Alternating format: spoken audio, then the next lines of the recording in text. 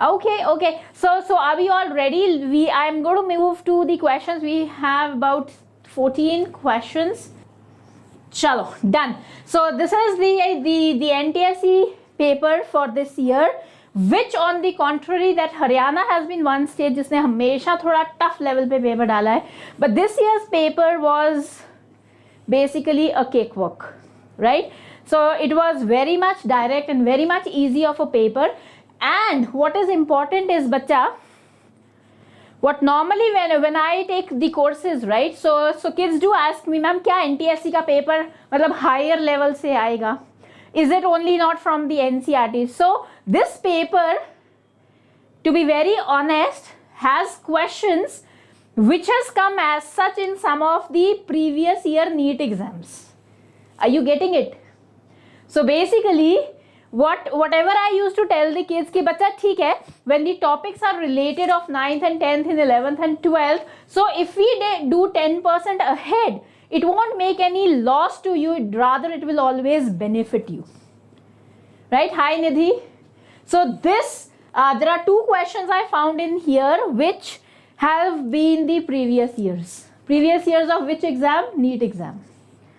So 14 में से 2 questions, and that too in one paper, it is fine. And whenever we teach in our regular courses, this is the only type we start these courses and we give the lectures that bhai, it is never 100% only the NCERT. You have to be taking 10 to 15% extra, right? So start knitting around the topics. This paper is going to tell you a lot about what paper questions can be.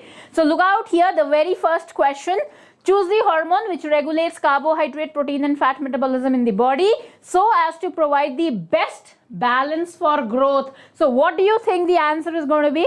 Is it adrenaline or insulin or thyroxine or estrogen? Come on. What should it be? Insulin? Okay. Very good. हाँ निधि, मैं पक्का खाऊंगी भाई, आज मैं आपको बुला लो please, आज बुला लो मुझे. Okay, which regulates, now look out here, which regulates carbohydrate, protein and fat metabolism in the body. So if we go for only insulin bacha works antagonistic to glucagon, which is only for sugar. So when it is all the 3 biomolecules, major ones, the carbohydrates also, proteins also and fats also, then your answer directly comes with the secretion of the gland present in your neck region. And what is that gland? Absolutely correct. It is none other but thyroxine, right? So thyroxine comes in 2 forms, T3 and T4.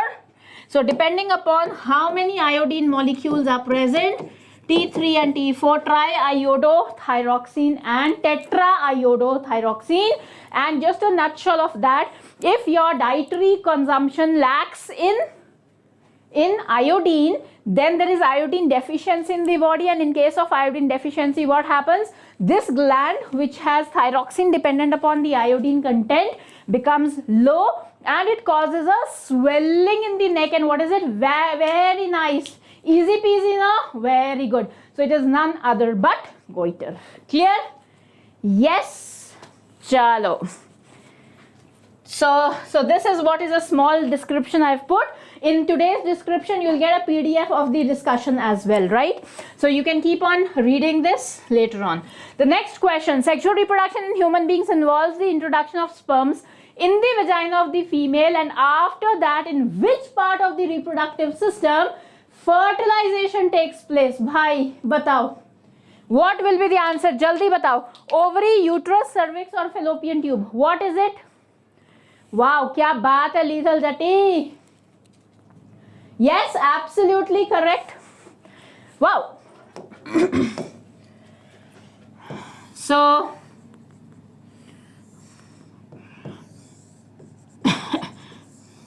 this happens to be the female reproductive structure. You have the ovaries, the egg, ova, and then this entire tube is what is the fallopian tube, or also called as the oviducts.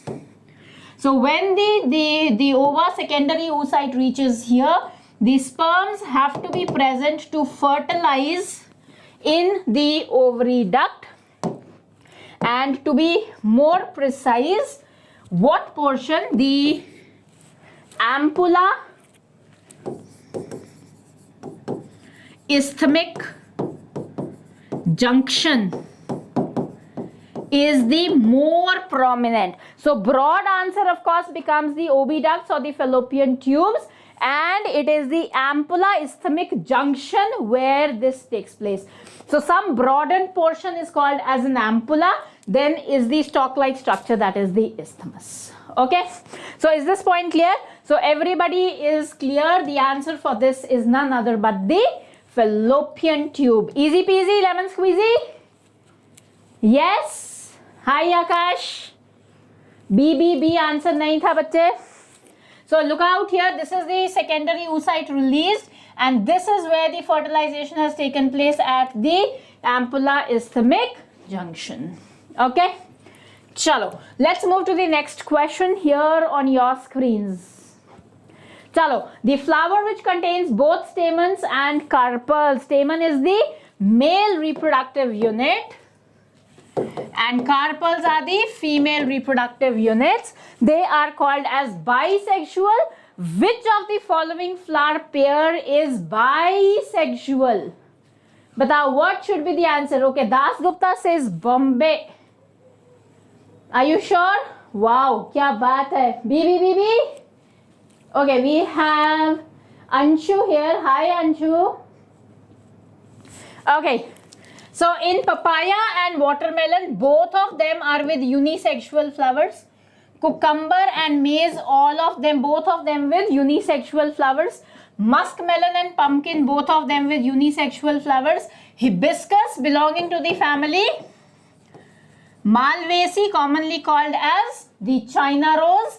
Mustard, popularly called as Brassica, belonging to Brassicaceae family. They both are bisexual. Okay, so please remember, if we talk about maize, it belongs to the grass family, that is Poaceae, and it has the male flowers on the top of the plant and female flowers in the axil of leaves in the form of an inflorescence. Whereas all the rest, if I talk about the watermelons and the muskmelons and the pumpkins, they all belong to the gourd family. What is the gourd family? Kheera, kaddu, karela, petha family. And all the particular feature for the gourd family is that their female flowers are totally separate on separate branches of the same plant, and male flowers on the separate branches of the same flower. Is this point clear? Yes? Chalo. So the correct answer of course is hibiscus and mustard. Moving, this is what is the four petal shaped, cross shaped petals, and this is what is the characteristic feature of Brassicaceae family. And this is the shoe flower, you all have seen this, and this is the big staminal tube with 5 stigmas on the top. Means how many carpels at the base? 5 carpels at the base. Okay, chalo, let's move to the next question. Okay, which state has the highest national parks in India out of the following? What is the answer? Which state? Gujarat, Assam, Madhya Pradesh or Andhra Pradesh? Kya baat hai Saksham? Very good. And how many national parks are present? Very good, Nidhi.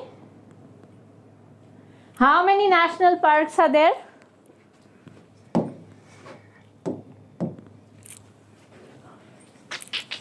How many? Very poor in GK. चलो कोई बात नहीं पुत्र, कभी ना कभी कुछ ना कुछ तो करना पड़ता है. These are very much facts which have been introduced in the NCERT. So paragraphs के अंदर, bolts के अंदर, diagrams के अंदर ये चीजें mentioned है. Absolutely right, Debjyoti. It is 9 national parks. Okay, and also it has about 6 tiger reserves that are there, right? Chalo. Let's move to the next question here on your, okay, chalo, this is already done. Okay, choose the correct statement for humans. What is correct? Read them very carefully and tell me the answer. Arteries always carry oxygenated blood while veins carry the deoxygenated blood. Arteries are provided with valves while veins are devoid. Wow. Arteries carry blood away from the heart while veins carry blood towards the heart. Wow. Venous blood is returned to the left auricle. How? Which do you think? अरे निधि क्या कर रही पुत्र? A. Very nice. Who else has to answer this? Come on, ध्यान से. Okay, Saksham says Delhi. Okay. Lethal Jatti also says A. Das Gupta says C, but with a question mark. Okay. Anybody else? Anybody else who wants to answer? Okay. Now let's understand. Arteries always carry oxygenated blood is wrong because the exception is pulmonary artery, and pulmonary artery always carries deoxygenated blood. Similarly, veins, example is pulmonary vein, which carries oxygenated blood. Okay, so this statement is wrong. Arteries are provided with valves. No. The diameter of the artery is less. So, if the diameter is less, then force upon area, that is pressure, is high. So, therefore, when blood is pushed with a very high pressure, there is no count, there is no reason for a backdrop, right? But on the other hand, if you talk about the diameter of the veins are very big in diameter, means the pressure with which the blood flows is automatically less. Therefore, they are provided with valves to check the backflow. क्योंकि कोई भी चीज जब धीरे अंदर low pressure move करेगी तो उसके चांसेस होते हैं that it has a revert back. Okay, so therefore this also becomes a wrong statement. Then the statement venous blood is returned to the left auricle. Now if I am standing this way and I am drawing a diagram, so please remember my right hand is the left side of the heart, right? So this will be left auricle and left ventricle, and my left hand is the right auricle and the right ventricle. The right chamber, right portion is always deoxygenated and the left portion is oxygenated. So venous is deoxygenated blood, it is returned to the left auricle is wrong. It has to be the right auricle, and we are left with C as the correct. And guys, this is one of the NEET previous year question as well. And what is true? How do we define an artery? It is not on the basis of what type of a blood it carries. An artery is defined as a blood vessel which always carries the blood away from the heart. Okay, and a vein is always defined as a blood vessel which will bring the blood towards the heart. Is this point clear? Yes? Everybody?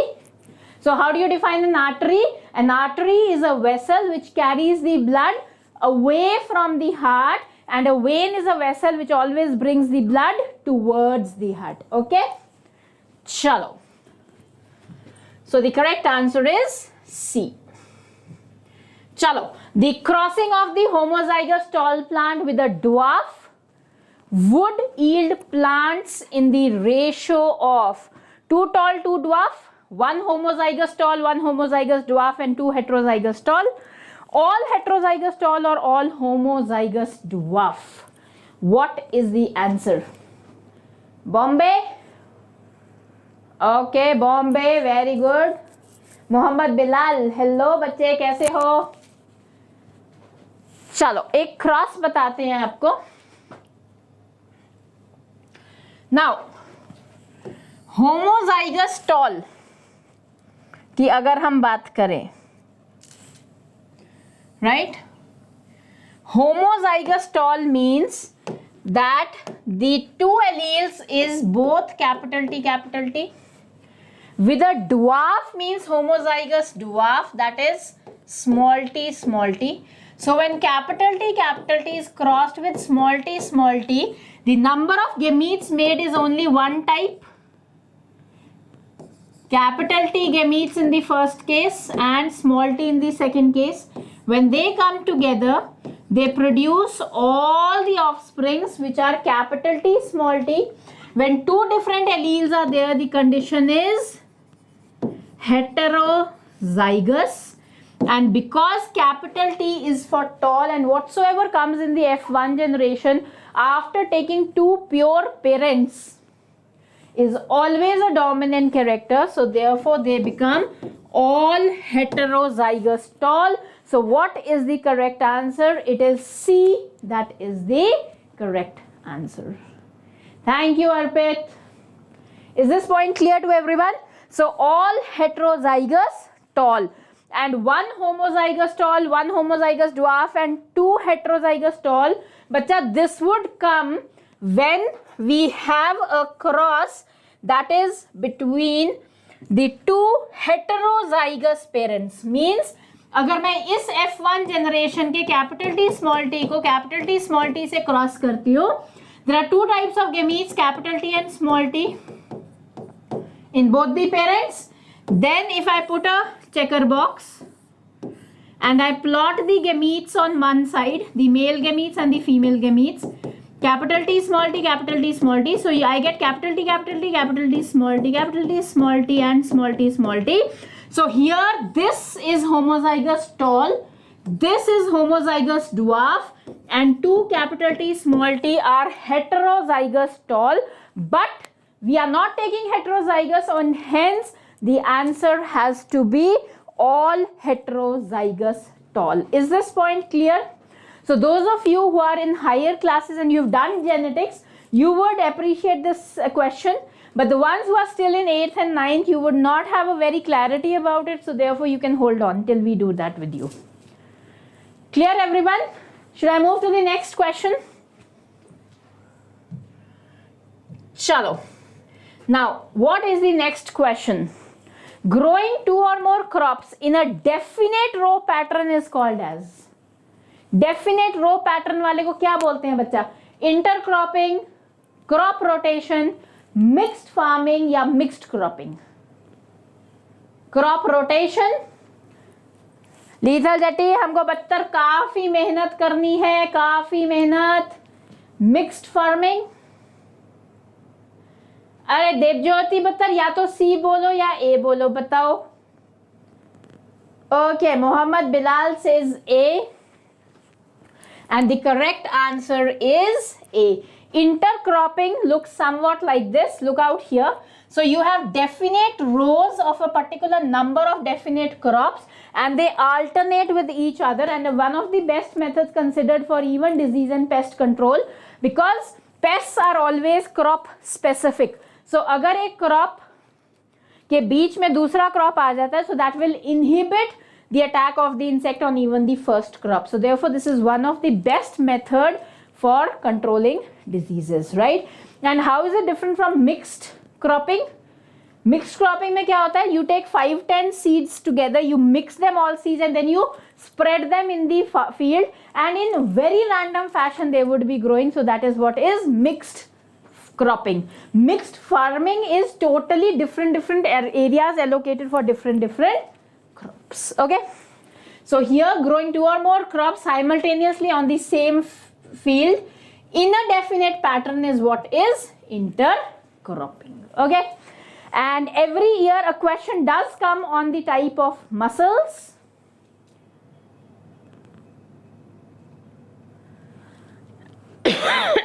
Okay, so choose the correct statement for the unstriated mussels. Now the unstriated mussels are also the smooth mussels or the visceral mussels, because they are present in different organs, and the involuntary mussels, because they are not under our control. So what do you think should be the features of these? Come on, Out with your questions, with your answers, sorry. Bombay? Okay. Anybody else who wants to answer? Okay, Muhammad Bilal says A. Fine. Cylindrical, unbranched, non-striated, multinuclear, involuntary. Anything else? Now if I show you the diagram of these, it is spindle shaped. It is with a centrally placed nucleus and it does not have the striated appearance. It is just like this. It is unbranched. So spindle shaped, unbranched, unstriated, uninucleate, involuntary are what are the correct features for the unstriated muscles. Is this point clear? Thank you, Ashish. Now when it becomes cylindrical, then it is wrong. Spindle shaped, unbranched, non-striated but multinucleate is wrong. Cylindrical is wrong, striated is wrong, unbranched, multinucleate is wrong, voluntary is wrong. So the last one, these happen to be the features of striated or skeletal muscles. The same muscles which I am using to write with the pen. So my arm, if I am determined, I have to keep my arm like this. Then nobody can move my arm. Because these are the muscles which are supporting my arm and they are under my control. Right? So therefore they are voluntary. So voluntary are skeletal muscles. They are cylindrical. They are with dark and light bands because of actin and myosin filaments. They are unbranched, they are multinucleated syncytium and they are voluntary, that is under our control. Is this point clear? Yes?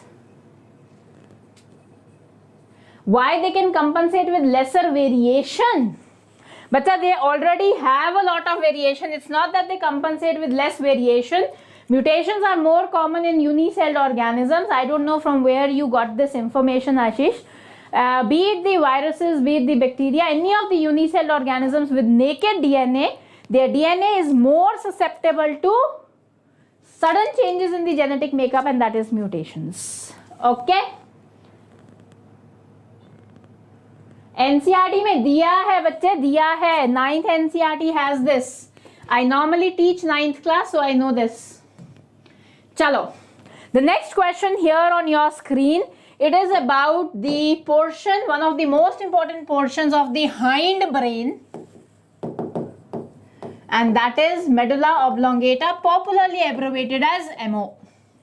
Padho question and tell me what is the answer. Hi Santosh. Stage 1 के लिए course ला दो YouTube पर.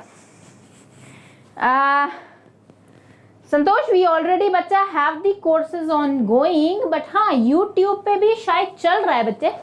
YouTube पे on the VOS channel you all can visit. There are NTSC classes going on, so you most welcome to attend those. Okay, and also you can continue watching the live sessions of all the teachers with concern to the junior wing. They are preparing for NTSC on the same channel, that is NTSC and V Foundation for physics, chemistry, maths, biology, SST, and you can attend the lectures. Like my lecture is today, following up this lecture after 1 hour, that is 7 to 8.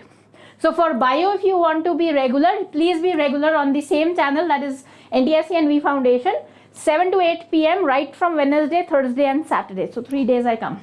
Okay? No, bachcha Santosh, visit VOS channel. Okay? Chalo. अच्छा ये बताओ, B or D? हो. So medulla oblongata, who's going to answer?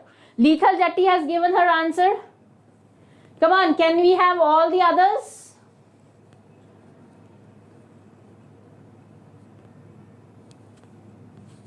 Chalo.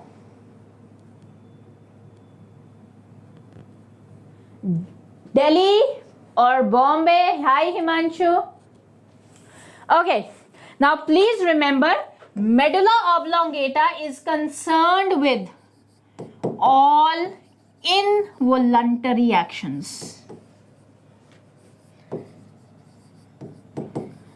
Okay, so whether it is your entire GI tract, that is the gastrointestinal tract, or it is respiration, or it is your heartbeat, or it is, of course, salivation comes under digestive system itself, or it is coughing, or it is sneezing, or it is hiccups, any involuntary action which occurs all by itself is under the control of MO, right? So look out here, heartbeat, rate of respiration along with pons varoli, secretion of saliva, so they all will be under the function of MO. So therefore the answer is Delhi, that is all of these. Is this point clear? Yes, absolutely correct. तो एक एक हर part के लिए ना बच्चा एक छोटा छोटा सा वर्ड है, और हमको जब NTSC की बहुत क्विक प्रिपरेशन करनी है, because I understand many of the states have yet postponed their NTSC, so you all will be looking forward for appearing for NTSC sooner or later. So please, you cannot read books again and again, so you have to have your short notes ready, wherein one major, all the major aspects पे हर साल बच्चे questions आते हैं. So you should not, at least bio, I take it for guarantee that all 14 questions that come in your paper should be on your tips right away, because you all are made to practice such questions and you all have been taught these portions. Okay, so pay attention on what are the shortcut techniques for memorizing. So whenever now you get something to acknowledge, to keep in your head, what if it is MO, what is the answer? All involuntary actions, that is it that you have to remember. Now you don't have to remember the what involuntary, no, you all know what involuntary are, what you cannot control. So therefore it comes under all involuntary actions, right? अब यहाँ पे बच्चा एक word है brainstem. Now what is brainstem? The midbrain, which is in the form of certain nuclei, plus the pons varoli, plus the medulla oblongata of the hindbrain, which come in the form of this stem-like structure. We don't include cerebellum in that, is what is the BS, that is brainstem. Is this point clear? Yes, and I'll give you one more hint here, very simple to memorize. A simple word, WOBS. Okay, हर कोई WOBS याद रख सकता है. So white matter, that is substantia alba, on the outer side in brainstem and spinal cord, which means the gray matter is then on the inner side. अगर आप spinal cord का transverse section काटते हैं, then you get a structure which is in the form of a butterfly, right? Now this white matter on the outer side means this becomes the white matter, and this cross shaped becomes the gray matter. So similarly, if you cut a section of the cerebrum, that is the major part of your forebrain, you will have gray matter on the outer side, and this inner cross shaped structure would be white matter. Is this point clear? Did you get this? Hi Madhavi. Oh, Madhvi, sorry. I have one student, Madhavi. I thought she. Hi Mary. Hi Madhvi. Is this point clear? You want to take a snapshot of it? Please take, because the moment I change the slide, this all will be gone. You can all please capture your screen for this latest, for this best information to remember. Where is the white matter and the gray matter situated? Give me a done or a thumbs up or a yo-yo when you are done. Jaldi say. Can you all hear me? Can you all, you can't see me because I'm on the side. Can you all hear me? Done? Chalo. Thank you, Das Gupta. Okay. Let's move to the next question. Plants absorb water through its roots, stems and leaves, but mainly water is absorbed by the root hair. These root hair absorb water when? What are the conditions? And to all the 13, 14 watching this live session, just in 1 hour, that is from 7 to 8, I'll be on the same channel, that is NTSC and V Foundation, with the topic related to this question, that is theories for water absorption in plants. So please stay tuned and please do join us with learning about the theories and also doing a quiz for the same. Okay, chalo. Let me see how many of you answer it correct. Come on. Jaldi. Kya baat hai, Lethal Jati? Can anybody else also answer? Come on. Okay, so plants respire rapidly, does not make an effect. Soil solution is isotonic. Isotonic means amount of water going out of the root would be equal to amount of water coming in, so therefore won't play a role. Salt concentration of the soil is high, means soil becomes hypertonic. If soil is hypertonic, then water will move out of this plant.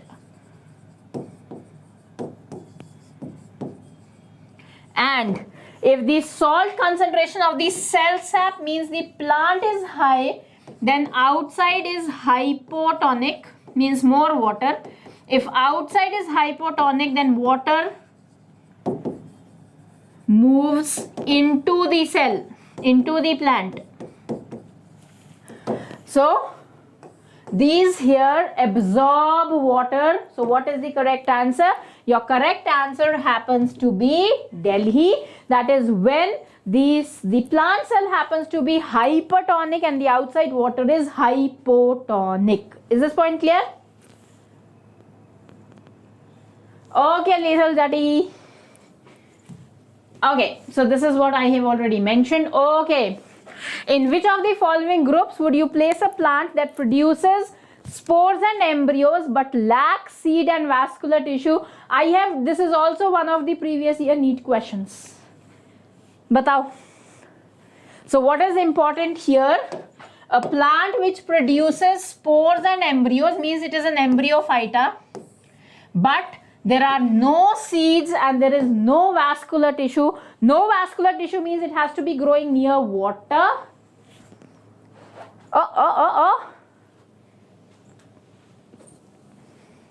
Spores and embryos.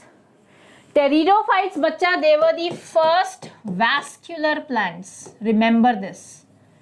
Means that the vascular system appeared for the first time in pteridophytes. Hi Nafia. Hi Nafis. So therefore A is eliminated. Gymnosperms ke aap seed khate ho, Chilgoza. So this is eliminated. Thallophyta is alga, but they do not have an embryo. So therefore they come under non-embryonates.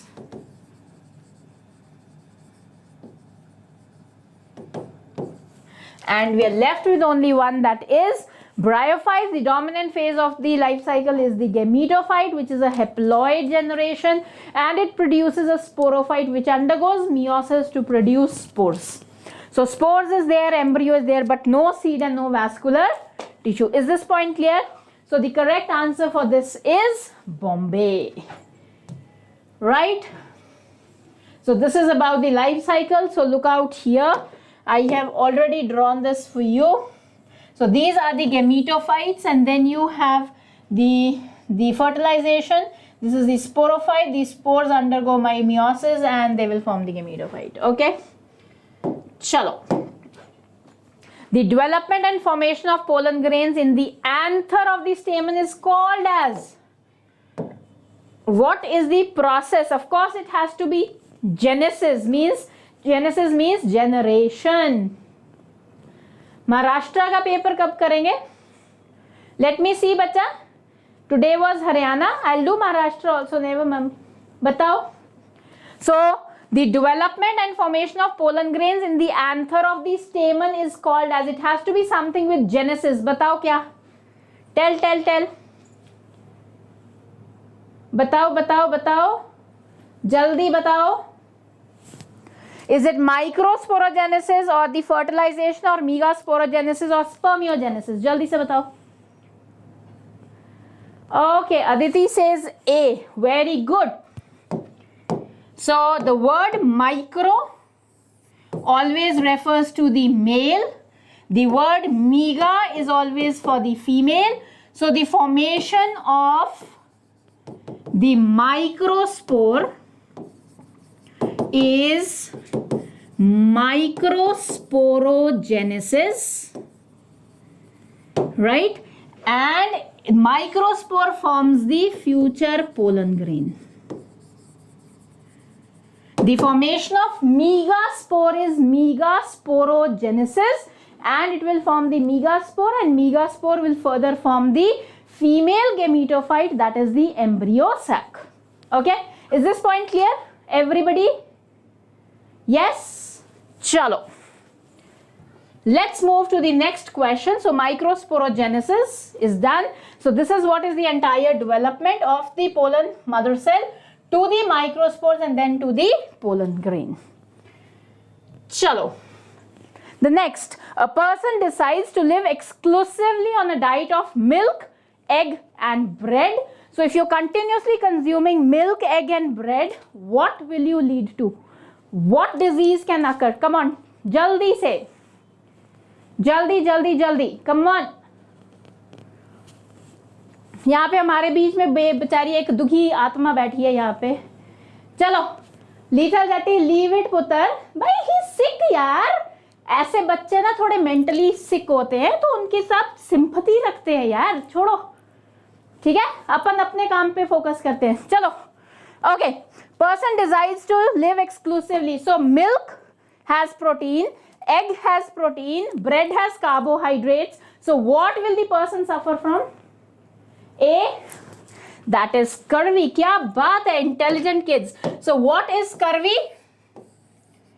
The vitamin